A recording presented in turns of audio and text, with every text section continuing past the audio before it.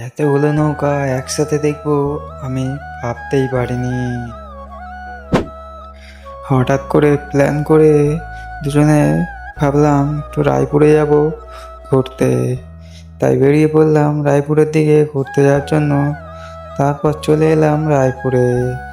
রায়পুরে এসে এদিকে দেখো রায়পুরে মেলার মাঠ। মেলার মাঠে এই মন্দিরটা খুব সুন্দর করেছে।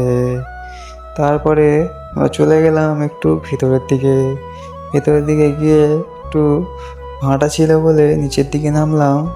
আর এদিকে দেখো কত নৌকা একসাথে রয়েছে ধারে। তারপরে খুব গরম হচ্ছিল, একটা ক্যাম্পা নিয়ে নিলাম। ক্যাম্পাটা দুজনে খেয়ে তারপর চলে গেলাম একটু ওই সাইডে। ওই সাইডে গিয়ে দেখলাম কতগুলো নৌকো একসাথে রয়েছে সব ধারে। সব নৌকাগুলো ধারে রয়েছে কারণ এখন ভাঁটা পড়েছে, নৌকাগুলো যায়নি। তাই দেখতে পাচ্ছ নৌকাগুলো কত সব ধারে বাঁধা রয়েছে। তারপরে দেখো নদীর ধারে হরিনাম হচ্ছে। আজকে ভিডিওটা এই পর্যন্ত। কেউ সাবস্ক্রাইব করে যেতে ভুলো না।